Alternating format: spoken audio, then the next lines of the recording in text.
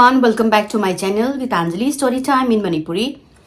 Ngasi wari ani lizage wari ani asi thaina thokibani ado wari asida aina khanba haidi aina khalise mioi base kayamuki yamna phattaba ngamge kayamuki yamna inhuman oi pathabak tawba ngamba kayamuki yamna humility yaudaba ngambase asi zigi haitare ne asigi khamtheng babunga me haibase sigi wari se tarakanda aina haidi khangjabani haidi oh my god asigumbusu thokpa oire haibase ado ahamba gisna related to religion aduga witchcraft ki khra relate tawre second gisna family gi story ni so mayamna wari se tar matungda decide to biyo haidi mioi base kayamu yamna haidi krai bo yamna akhoi gi kari phattabagi extent to what extent habse asi mayam adum haibiro aduga mayamna wari se am toina request obire I'm line haido hana so am harawe am thagache mayamna request obirapa adu wari request obuse ai khutakta hetli bangam hode haidi aina thizandawa ama dakatai ithokpa dakatai adui matungna wari si matangda aina fact la kaya moyam chumbano khotpano haibado adugumba amu aina mu haidi yeng thokta yade adagi mo wari se karigumba yamna akhoigi kari ta khai khoigi wari se yamna mu graphic oragadi wari se amu aina liraga hapa yade kaigino da YouTube dagi aingonda nahamu aina kanogi hapubagi Delhi da burari ki hapubado aduda ai dongonda restriction la aga ai video do mathanda delete togi haidi sigumba content utpa yade haibagi yamna lay aduduna mayamna request rokwa wari da aina wari sili uraga hapa matamda aingonda hapa yaroi haibagi kano la ko khotpa su yam yawbanina list haidi aina yengaga wari se hasi hapa yare hairakanda wari se amu aina hapkani number 1 saina mathanda sijaramba khotpa du tobada tobagi kano singse seng na hairaga hapa yade aduduna mayamna request orokpa haidi serial killer gi matang da request orokpa adagi di sibagi matang da mi torture tobagi orokpase aina hana phajana yengthoga karamba wording seasonaraga karamba kari seasonaraga wari siliba yai haibado adu kitang thigapagi matang dam changi aduga yamna famous hai oi kiba wari mayamna liba khoi manipuri gi wari channel su mayam ure moina liba wari sing sida yamna haidi dum normally yamna famous oiba topa channel English Hindi Manipuri topa mamna yawdu su mo hanjana muli bodu su aingonda kita nuai de do sarupudi khangdaba tarjiba ano boiba wari do adoina toina pujarake adoga request oga wari sisu aina liba yarakanda ai lijarake mayam adum tabiyo adodi wari se haujarage ahamba wari asina Romania da thokibani 1909 da thokibani haidi 1909 da October gi tang kun ma thoi da thokiba thoudok ni asisu yamna nungaitaba thoudok amani haidi nupi kano lesabi amagi wari ni nupi ase moi gi Romania gi timi zowara ko ba mafam amada lei ado moi Romanian gi thaina gi moi gi kano ni city ni ado mai maming sina Loana Constantinus Q hana kawe Loana se thaina moi gi masi Christian ate anambana huziki moina leiba city ase Christian loina oiraga it's like majority gi moi gi religion je Christianity oiko oiraga lai adu madi thaina gi Persian ancient haitare ni ancient moi gi chanaramba Persian haitare ne adugi religion ma mana follow tawriba dharma sina Zoroastrianism kawi sigi kano se moina haibase world gi kwaidagi oldest organized oiba religion makhana mani hujipudi adum kano tawre primary khoi East Asia da sigi kano se religion je practice tawe hai ado mana Romania da layu matamda moi khara khatang asigi Zoroastrianism je moi asi moi khara khatang khak practice tawraga layu matam se mayam se religion hai se religion je karino religion haidi haiba pot se agi wakhan da di miyoiba singsi miyoiba se hatred hena porak naba thabak ne na idi khalle khange religion haiba pot se miyoiba gi marak da nungsinadaba amusung hatred porak naba oiba pambai amane na khalle ado same moi sida ju sida ida smaina moi gi dharma ja japase moi Christian na tabani na moina sigi singi thaina gi khoi umang lai khoiramba gumba haitare ne pagan kai ju hainai ko umang lai da khoiramba pagan khoi offering tawba dagi sacrifice tawba khotpa lai aduga yamna connection ki type ta tawba khoi herbs haitare ne khoi che kano mayam pot chai mayam ꯍꯦꯛꯇꯅ ꯈꯣꯠꯇꯅ ꯀꯠꯄꯤ ꯈꯣꯠꯄꯤ ꯑꯗꯨꯒꯨꯝꯕ ꯌꯥꯝꯅ ꯇꯧꯕ ꯑꯗꯨꯒꯨꯝꯕ ꯄꯦꯒꯟ type of all ꯍꯥꯏꯗꯣ ꯑꯩꯈꯣꯏ ꯊꯥꯏꯅ ꯀꯩꯅꯣ ꯈ꯭ꯔꯤꯁꯇꯦꯟꯁꯤꯡ ꯍꯤꯟꯗꯨ ꯀꯔꯤ ꯀꯔꯥ ꯀꯥꯏꯅ ꯂꯩꯇ꯭ꯔꯤꯉꯩꯗ ꯃꯥꯒꯤ ꯃꯐꯝ ꯃꯐꯝꯒꯤ ꯂꯥꯏꯗꯣ ꯈꯣꯏꯔꯝꯃꯝꯕ ꯑꯗꯨꯒꯨꯝꯕꯒꯤ ꯙꯔꯃ ꯃꯈꯜ ꯑꯃꯅꯤ ꯃꯥꯅ ꯂꯣꯋꯥꯅꯥꯅ ꯐꯣꯂꯣ ꯇꯧꯔꯤꯁꯦ ada sum moigi neighborsiga maigi neighborsina Christian moiba aduga lowana siga moina moi leba family siga di moi se kaya nusinade adada sumoin la lowana na sum lai khoirambagi khotpagi toba mana sian toba adagi kai tare ne khoigi mana masing herbs lung leira kholaga adai moina haidi magi lai khoiram khopda sum ubada mamoigi neighbor gi wakhanda ma se khoigi lai sanari ni but sanari ni aduga mana phattaba maingon mayamda tawri ni kholi ne moise dum khan ba hore adagi atopa moigi dharma ya chaluba church nungs daida hai se atopa dharma sing sidi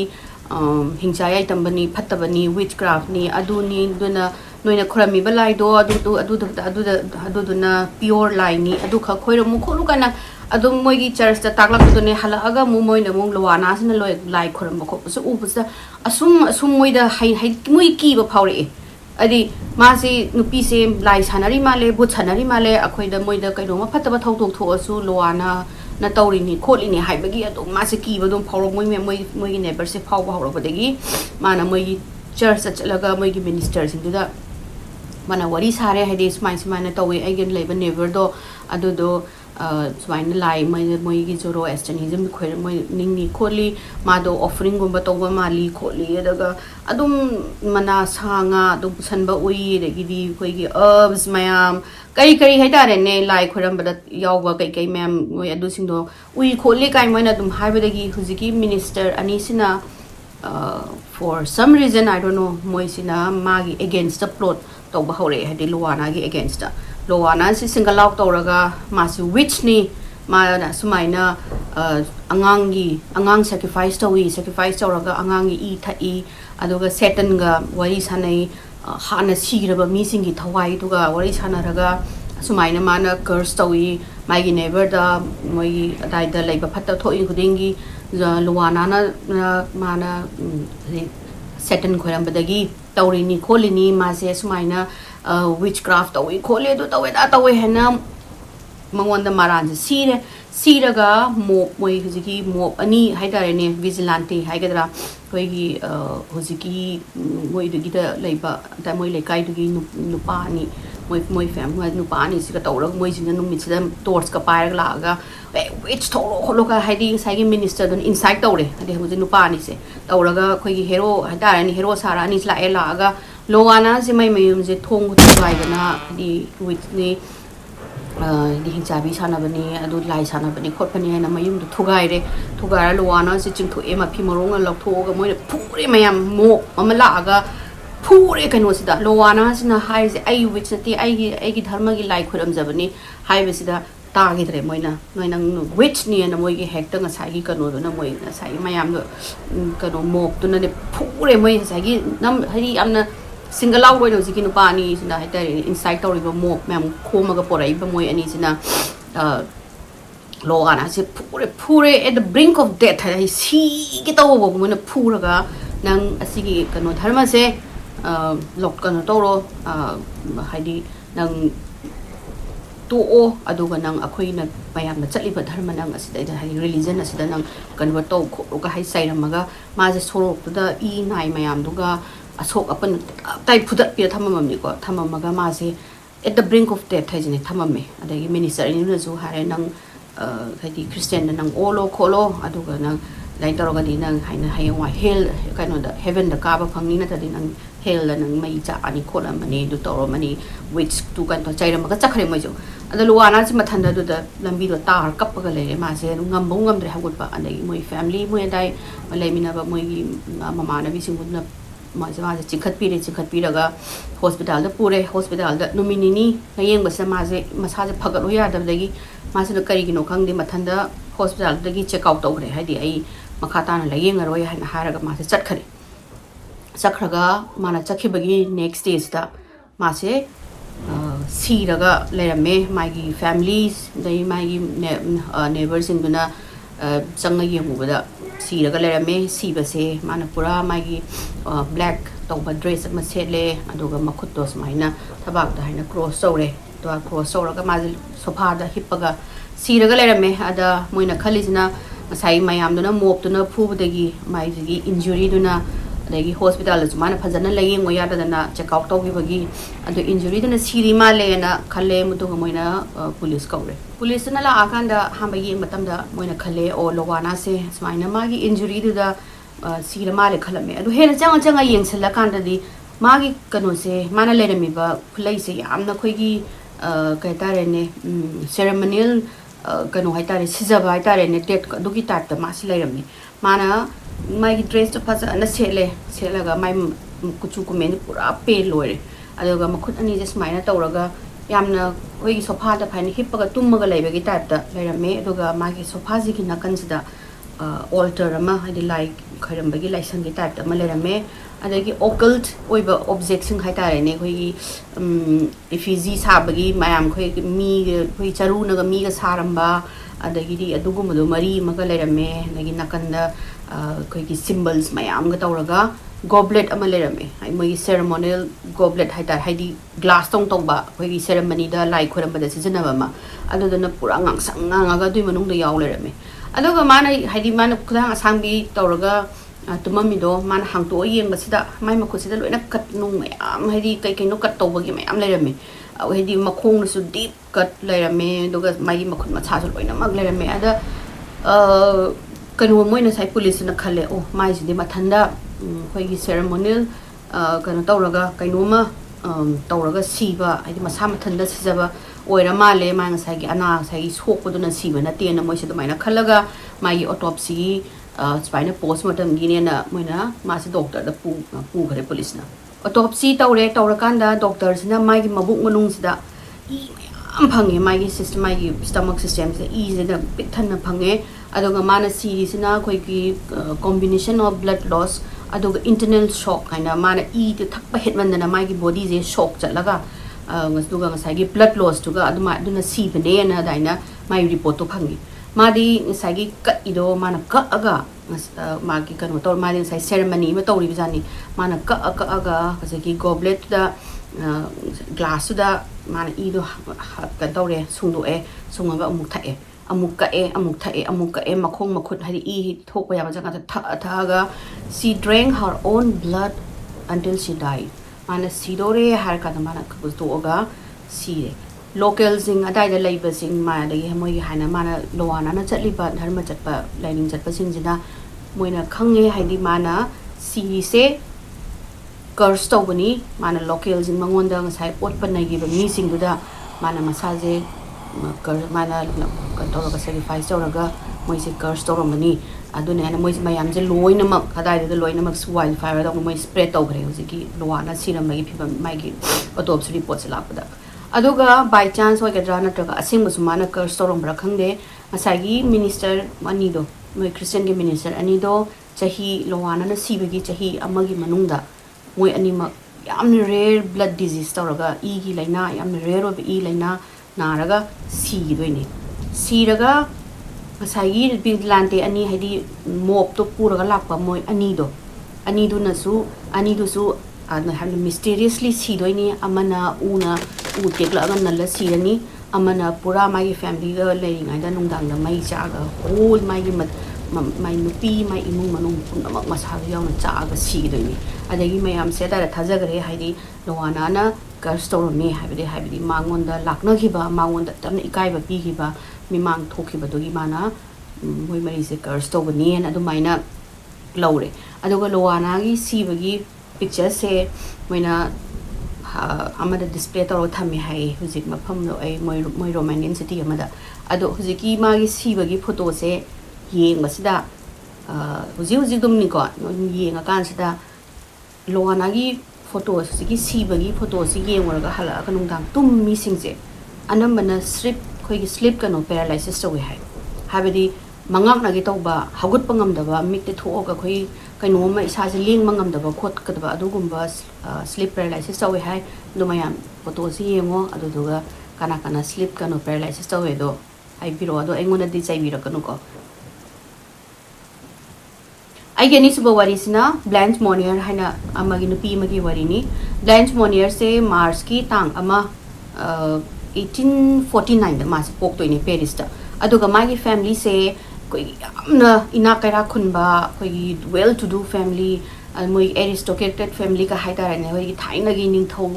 ꯂꯩꯔꯤꯉꯩꯗꯒꯤ ꯃꯣꯏ ꯃꯄꯥ ꯃꯄꯨ ꯁꯨꯔꯣꯟ ꯄꯨꯔꯣꯟꯁꯤꯡꯁꯤꯅ ꯅꯤꯡꯊꯧꯗꯒꯤ ꯁꯔꯚ ꯇꯧꯔꯛꯑꯒ ꯑꯦꯝꯄꯔꯔꯁꯤꯡ kings ꯃꯌꯥꯝꯁꯦ ꯇꯧꯔꯒ ꯅꯣꯕꯜ ꯑꯣꯏ ꯍꯥꯏꯗꯤ all ꯍꯥꯏꯗꯤ ꯑꯣꯏꯕ ꯅꯣꯕꯜ ꯐꯦꯃꯤꯂꯤ ꯑꯃꯒꯤ ꯃꯥꯁꯤ ꯗꯤꯁꯦꯟꯗꯦꯟꯅꯦ ꯑꯗꯣ ꯃꯣꯏꯁꯨ ꯄꯦꯔꯤꯁꯇ ꯌꯥꯝꯅ ꯑꯩꯈꯣꯏꯒꯤ ꯆꯥꯎꯅ ꯅꯣꯕꯜ ꯐꯦꯃꯤꯂꯤ ꯑꯣꯏꯅ ꯑꯩꯈꯣꯏ ꯊꯥꯛ ꯌꯥꯝ ꯆꯥꯎꯅ ꯊꯝꯕ ꯑꯗꯨꯒꯨꯝꯕ ꯐꯦꯃꯤꯂꯤ ꯑꯃꯗ ꯃꯥꯁꯤ ꯄꯣꯛꯑꯦ ꯃꯥꯁꯤ ꯃꯁꯛ ꯌꯥꯝ ꯐꯖꯩ ꯑꯗꯨꯒ ꯃꯥꯒꯤ ꯀꯩꯇꯥꯔꯦꯅꯦ ꯇꯧꯊꯣꯔꯛꯄ ꯈꯣꯠꯂꯛꯄ ꯃꯌꯥꯝꯁꯤꯅ ꯌꯥꯝꯅ ꯄꯥꯝꯖꯕ ꯃꯌꯥꯝꯁꯤꯅ ꯃꯁꯛ ꯌꯥꯝ ꯐꯖꯕ ꯑꯩꯈꯣꯏꯒꯤ ꯁꯣꯁꯥꯏꯂꯥꯏꯠ ꯑꯃ ꯑꯣꯏꯔꯒ ꯄꯥꯔꯇꯤ ꯃꯌꯥꯝꯒ ꯇꯧꯊꯕꯤ ꯈꯣꯠꯄꯤ ꯆꯠꯄ ꯈꯣꯠ ꯇꯧꯔꯦ ꯑꯗꯣ ꯃꯥꯒꯤ ꯃꯁꯛ ꯐꯖꯕꯁꯤꯅ ꯅꯨꯄꯥ ꯃꯌꯥꯝ ꯍꯥꯏꯗꯤ ꯑꯩꯈꯣꯏꯒꯤ ꯁꯨꯇꯦꯕꯜ ꯀꯩꯅꯣ ꯍꯥꯏꯇꯥꯔꯦꯅꯦ ꯕꯦꯆꯦꯂꯔꯁ ꯃꯌꯥꯝ ꯃꯥꯒꯤ ꯃꯈꯨꯠ ꯅꯤꯕ ꯈꯣꯠ ꯇꯧꯕ ꯅꯨꯄꯥ ꯃꯌꯥꯝꯅꯒ ꯄ꯭ꯔꯄꯣꯁ ꯇꯧꯕ ꯃꯥꯁꯦ ꯊꯤꯅ ꯃꯁꯛ ꯐꯖꯩ ꯃꯥꯁꯦ ꯑꯗꯨꯅ ꯃꯌꯥꯝꯁꯤꯡꯁꯤꯅ ꯑꯩꯈꯣꯏꯒꯤ ꯏꯅꯥꯛ ꯀꯩꯔꯥꯛ ꯈꯨꯟꯕ ꯋꯦꯜꯗꯤ ꯐꯦꯃꯤꯂꯤ ꯅꯣꯕꯜ ꯐꯦꯃꯤꯂꯤꯁꯤꯡꯅ ꯃꯥꯒꯤ ꯃꯈꯨꯠꯀ ꯍꯥꯏꯗꯤ ꯂꯨꯍꯣꯡꯕꯒꯤ ꯍꯩꯖꯕ ꯈꯣꯠꯄ ꯄ꯭ꯔꯄꯣꯁ ꯇꯧꯕꯒ ꯌꯥꯝ ꯇꯧꯔꯦ ꯑꯗ ꯀꯩꯅꯣꯒꯤ ꯕ꯭ꯂꯦꯟꯁꯀꯤ ꯃꯃꯥ ꯕ꯭ꯂꯦꯟꯁꯁꯦ ꯃꯥꯏ ꯃꯄꯥꯁꯤꯅ ꯆꯥꯔꯜꯁ ꯀꯧꯏ ꯃꯃꯥꯁꯤꯅ ꯂꯨꯏꯁ ꯀꯧꯏ ꯑꯗꯨꯒ ꯃꯌꯥꯝꯕ ꯃꯥꯔꯁꯦꯜ ꯀꯧꯕ ꯑꯃ ꯂꯩ ꯑꯗ ꯉꯁꯥꯏꯒꯤ ꯕ꯭ꯂꯦꯟꯁꯀꯤ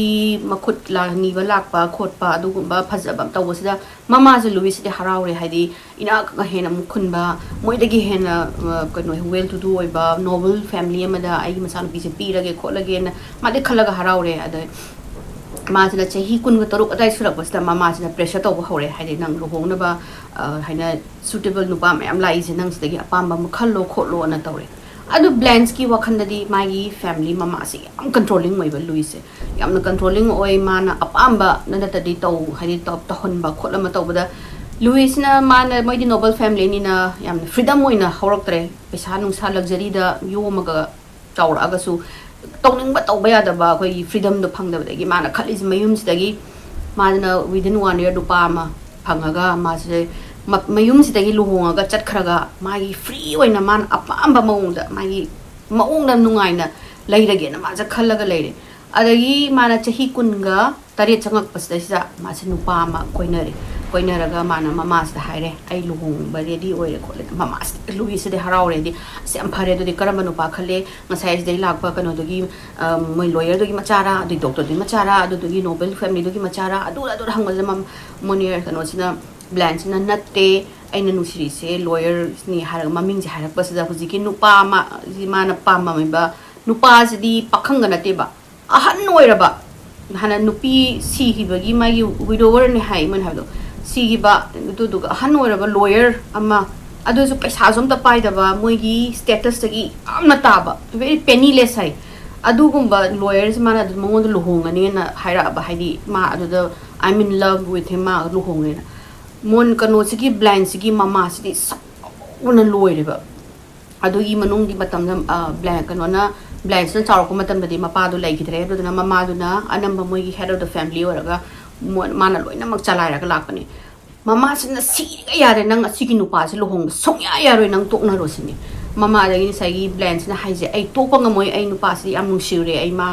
ꯃꯥꯒ ꯂꯨꯍꯣꯡꯒꯅꯤ ꯈꯣꯠꯂꯅꯤ ꯍꯥꯏꯕꯗꯒꯤ ꯃꯃꯥꯁꯤꯅ ꯐꯣꯔꯕꯤꯠ ꯇꯧꯔꯦ ꯅꯪ ꯌꯨꯝꯁꯤꯗꯒꯤ ꯃꯄꯥꯟ ꯊꯣꯛꯄ ꯌꯥꯔꯣꯏ ꯅꯪ ꯅꯨꯄꯥꯁꯤꯒ ꯀꯥꯏꯅꯒꯗꯕꯅꯤꯅ ꯑꯗ ꯃꯥꯅ ꯑꯗꯨꯃꯥꯏꯅ ꯅꯨꯡꯗꯥꯡꯗ ꯑꯗꯨꯒ ꯌꯨꯝꯗ ꯃꯄꯥꯟꯗꯩ ꯊꯣꯛꯄ ꯌꯥꯔꯣꯏꯅ ꯇꯧꯔꯤꯉꯩ ꯃꯅꯨꯡꯁꯤꯗ ꯃꯥꯅ ꯇꯨꯃꯤꯟꯅ ꯅꯨꯡꯗꯥꯡꯗꯒꯤ ꯁ꯭ꯅꯤꯛ ꯑꯥꯎꯠ ꯇꯧꯔꯅꯤ ꯑꯗꯨꯒ ꯅꯨꯄꯥꯁꯤꯒ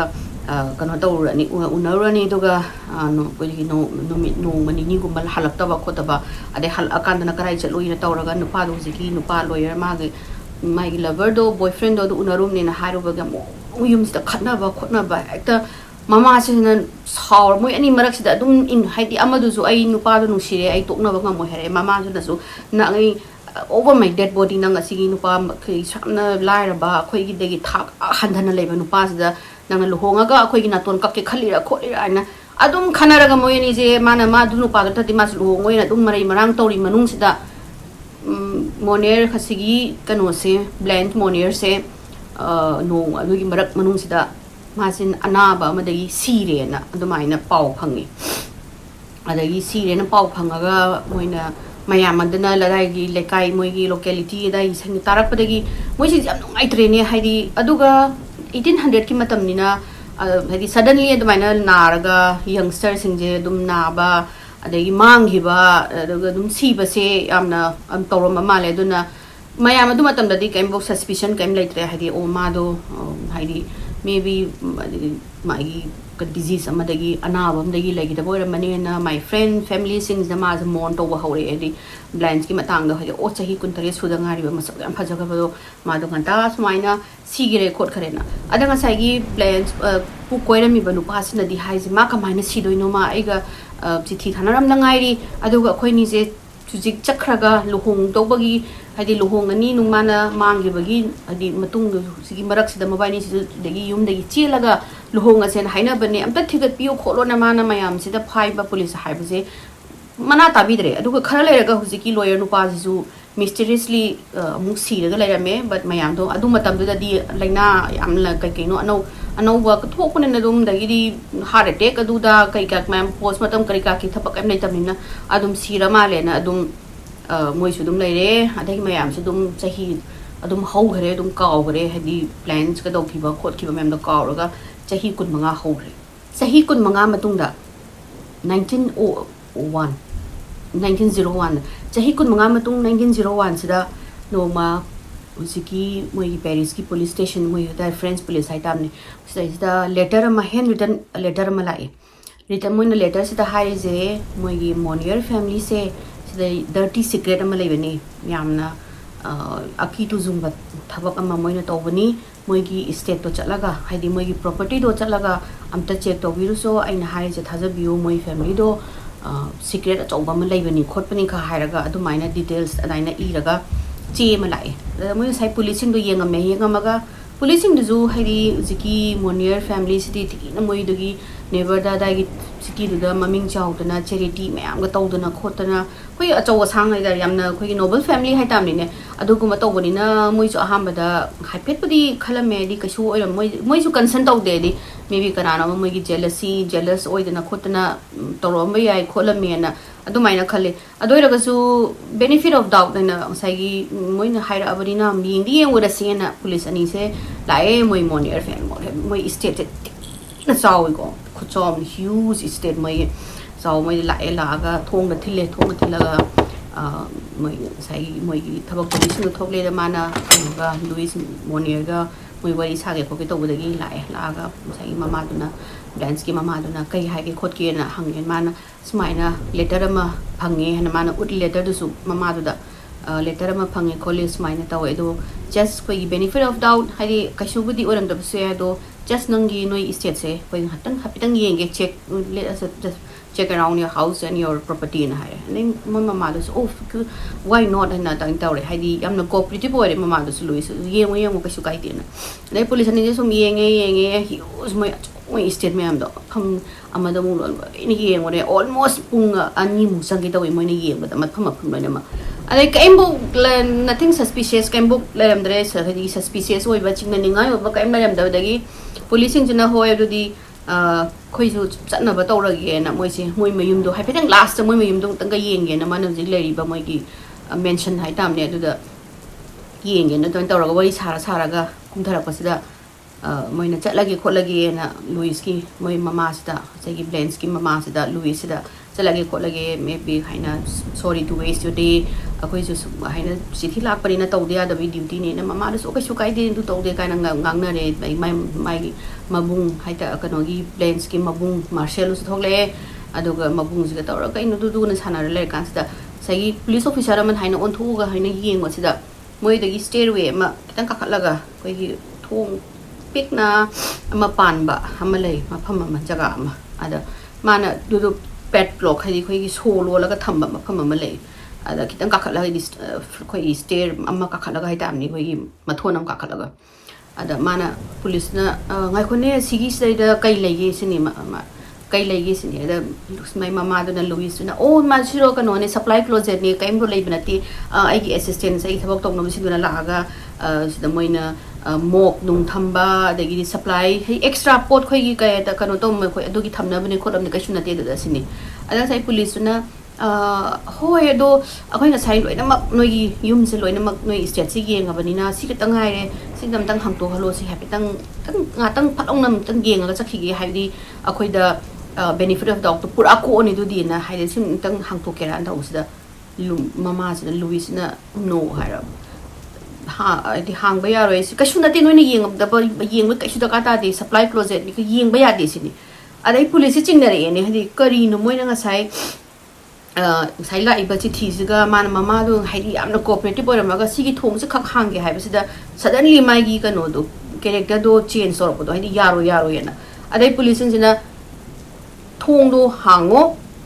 so se hango ai gi khoi yeng ni sini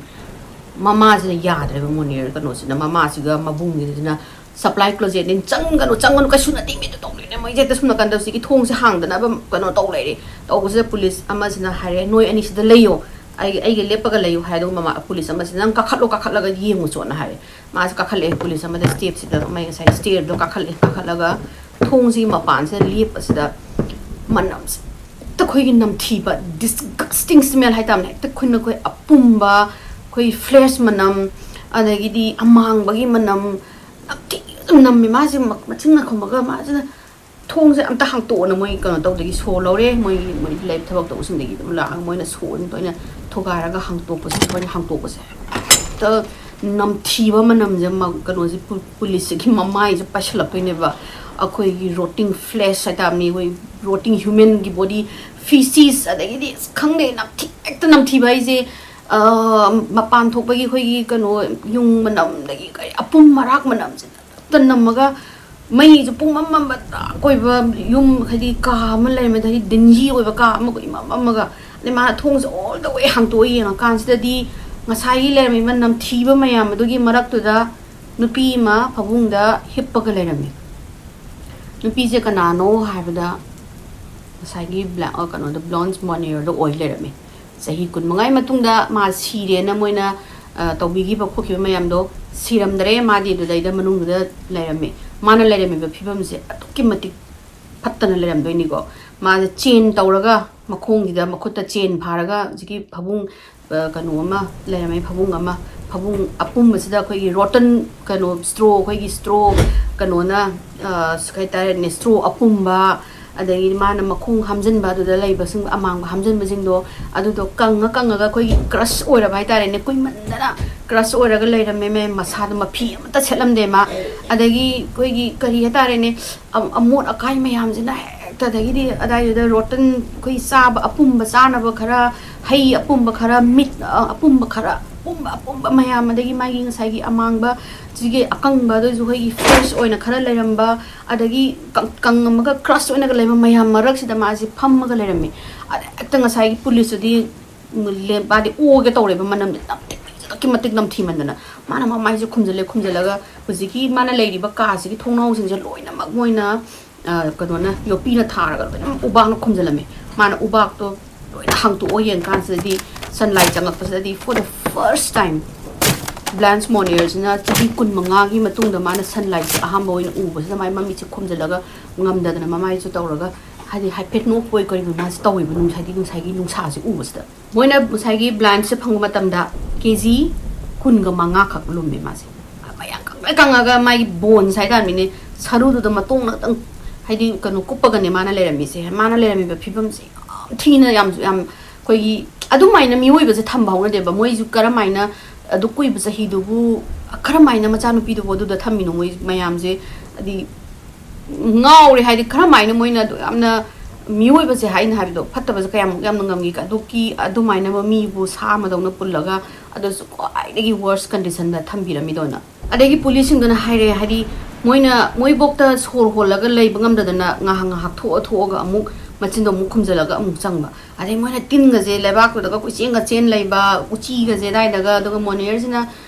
mon khai kan masa do kari bu ma de sahi kun manga manung do dum dai sum thambi ra bani na ma de gyan men ta daga dum le rame adegi moina doctor da ma se treatment gi pura ne na maine ambulance kau da na khotna tawre do ga ma jen doctor da pugare moi adugi marak manung sta sagi moi da gi never sing lai ba mi sing na moi local gi mi sing na tare edis maina sanu pido chahi kun manga hai worst with the human kanu hai tan condition da adu maina imprison tawraga moina chahi kaya an pido da maina thamme khole na tawdegi mob mayam jina la ga to moi gi mayum jida saw do na khotna law do na khotna dai kai na law to da sida Sai Monier gi kanogi Blanche Monier gi mama si Louis Monier se heart attack tawdoini heart attack ma je heart attack tawraga ma su doctor pukhattoini ada nga sai moina kari gino ma se du manung na thamido haina moina hang matam sida wari je sumain lakdoini mana ji mana masanu pije ka se thamba numit se sigi numit sida mana mama sida har sani manu padoga noina hobi dersu kai sukaidre ma yum sidagi chelani chelaga no padoga church amna sangaga hongaga moyani adu mana chatani kholani tawbusida mama sina tina chai moyani tina khatnareba khatnabasida mabungju yawna moy humje khatnadoini ai nang dain tawbai abrakhoba tawbada moniers ni ai di chatlani nga sisini chale nangumba anga nangumba na ingonda aina haibasida nang kamaina yaroidon na mama sina nang yumda thokba yaro ena haraga hojiki ma imprison tawriba kase sida thong thingalaga nang na nupa doga break off tawrani doga akoina chu saw nupa nang luhong ba se yare ya haidribo nang sikare tholokpa yaro ena haraga man thong je thingalaga thumame ani mama sina mo hange akhar leraga mo amu hange nang nupa do tawro nang kainaragera togera nang akoina nupa ma chu saw ri se homo sida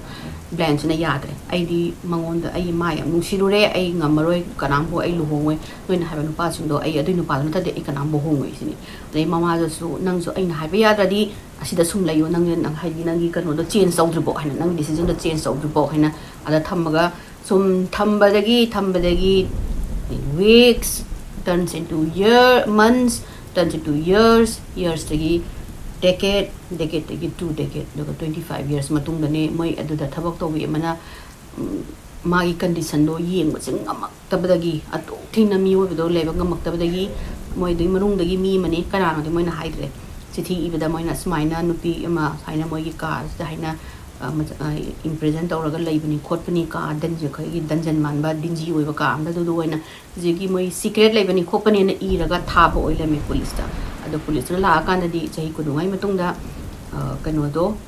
blends do atagi lok thopire adamas ahamba fresh air dagi di nungsaga ubada ma se yam thina it's nice mana yam nungai khole harawe khole na ma se adumai naga ambui police daga wari sare de musi layeng kanda she was like totally screwed up. I think my manung dang sai chahi kun manga lai rubudu na magi brain pura screwed oi ma I handle screwed up oi reba pura makok se chakhi na human beings se karamai na society da function to gani se ma se khangdre wari is wangang is phajana gya men am ta tadre adai adum haidi kachin nam da sanga ki type ta adum behave to raga lai bidagi moina society da ma se release to ba yara roi hana mental institute am da thambira se na mo decide to raga mental institute am da ma se thambire adagi mama duga mabung duga phabagi moina phare hadi arrest tore ado mama du di heart attack to do numit traungani matungda Blanche ki mama ji Louis se sigraga mayam na hayo yam pain day because she didn't answer to her crime mana taw me ba crime dugi matang da ma kaimbo kano tawdana haidi answerable am to oidana answer kaim tawdana ma de sigre adoga magi mabung Marcel si ju moina court to e puthokodo Marcel ju haina mama duna yamna kanoi bagi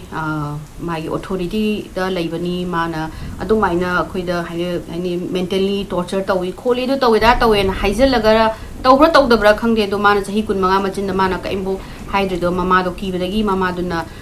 spina tawragadi ai spina wheel da ki kakkani khotkani ai so sumaina thamgani khotkani haidi mai masan pi thamira mai thamgani khokani na haide kibadagi thamdabane ai so mentally incapable oire khole na hairaga he stick out haidi mado kano code release tawre haidi masu adumaina mama duna maonda thamka tawraga mama duna ki halaga thambani khotpani na hairaga thamme ado Blanche to di mana hospital da treatment tawtongna adum lucid oraga leire haidi gyamen amta haidi amta connect to ngamdre haidi mi oiboga karamaina pungani karamaina mi hingi kholi man hana lere mi ba life to ga man hoji le connect to ngamdre haidi ma jaga sai mi oibo ga karamaina connect to goni khotkani em khangdraga chahi taragi matungda October gi tang 19 1913 sida ma je sigra aduga magi kari ma ngona tawriba crime dogi kanam bok da haidi responsibility am ta lobby gi de adugi ni am nungai ti adu mayam ai gi wari je spy da loisin jarage mayam na gi wari se nungai biraga di like to biramu share to biramu subscribe to biramu adu mathangi wari da mu thengrasi go mayam bye